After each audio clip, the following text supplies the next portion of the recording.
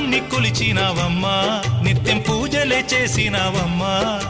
గూడు చెదిరిపాయ గుండెల విసిపాయ గూడు చెదిరిపాయ గుండెల విసిపాయ కొలిచిన రామయ్య కొండ దిగిరాడాయే